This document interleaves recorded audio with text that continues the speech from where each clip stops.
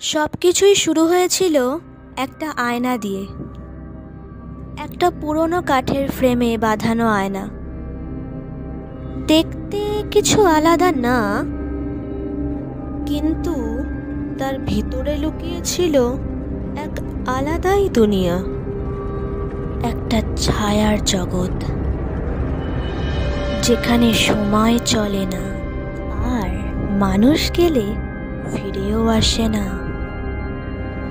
হ্যাঁ, এই গল্পটা আমার নিজের। সেই আয়নাটা আজও রয়েছে আমার বাড়ির এক কোণায় পড়ে, ঢাকা দিয়ে রাখা। কিন্তু মাঝে মাঝে ঢাকনার আড়াল থেকে কার যেন একটা নিঃশ্বাস পড়ে কাচের ওপর, যেটা কোনো সায়েন্টিফিক ব্যাখ্যা নেই। আমি অঙ্কিতা, কলকাতার এক পুরনো বইপ্রেমী।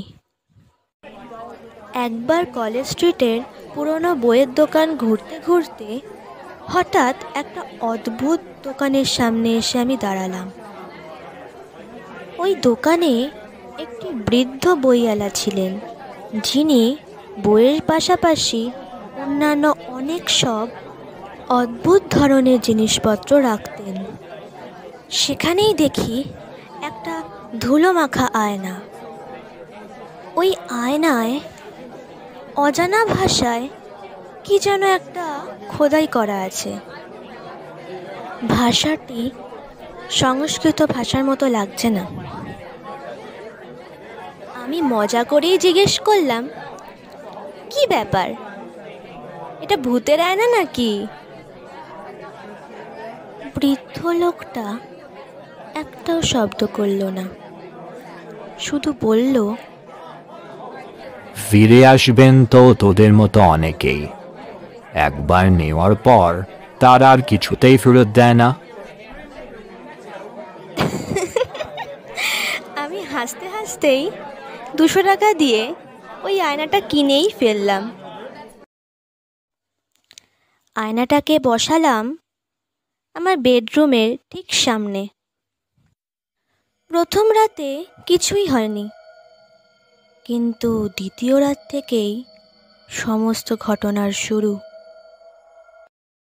রাত 3টে নাগাদ হঠাৎ আমার ঘুমটা ভেঙে গেল। মনে হলো দেওয়াল বেয়ে কেউ হাঁটাহাঁটি করছে। উঠে দেখি কিছুই নেই, কিন্তু আয়নার দিকে তাকাতেই বুঝলাম আয়নায় আমার প্রতিচ্ছবিটা 1 সেকেন্ড দেরিতে নড়ছে। আমি চোখ কচলালাম, আবার তাকালাম, কিন্তু এইবারে দেখলাম আয়নার ভিতরের আমি একটু যেন বেশি হেসে ফেলল, যেই হাসিটা আমার চেহারাতেও নেই। দ্বিতীয় রাতে আমাকে দেখা গেল আয়নায়, কিন্তু আমি তো তখনও বিছানায় বসে আছি। একসঙ্গে দুটো আমি কি করে? চতুর্থ রাতে আমি যখন ঘুমোচ্ছিলাম, আয়না থেকে ঠান্ডা একটা হাত বেরিয়ে এসে আমার স্পর্শ করলো। বন্ধ হয়ে আমি জেগে উঠলাম। 5 নম্বর দিনে আমি আমার রেকর্ডারটা অন করে আয়নার সামনে গিয়ে দাঁড়ালাম। হঠাৎ আয়নার ভিতরের আমি এক পা এগিয়ে এলো। ঘড়ি করতে আমি পেছনে যাওয়ার আগেই আমার গলা চেপে ধরলো সে। আমি ছটফট করতে লাগলাম, তারপরে অজ্ঞান। যখন হুঁশ ফিরল, তখন আমি আয়নার ভেতরে? হ্যাঁ, আমি বাইরে বিছানায় ঘুমাচ্ছি, কিন্তু আমি আয়নার ভেতর থেকে বেরোতে পারছি না। আজ 3 বছর হয়ে গেছে, আমি এখনো এখানে আটকে আছি। মাঝে মাঝে দেখি কেউ আয়নার সামনে দাঁড়ায়, চুল ঠিক করে, সেলফি তোলে। তখনও আমি কাচের ওপারে হাত রাখি, কিন্তু কেউ টের পায় না।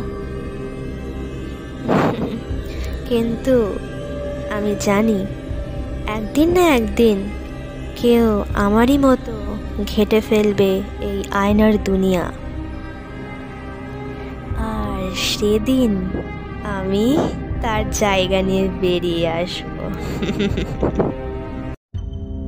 তুই যেদিন আয়নার সামনে দাঁড়াবি, হেসে উঠবি, আর আয়নার তুই তোর সাথে হাসবে না, সেদিনই বুঝে নিস আমি বেরিয়ে এসেছি।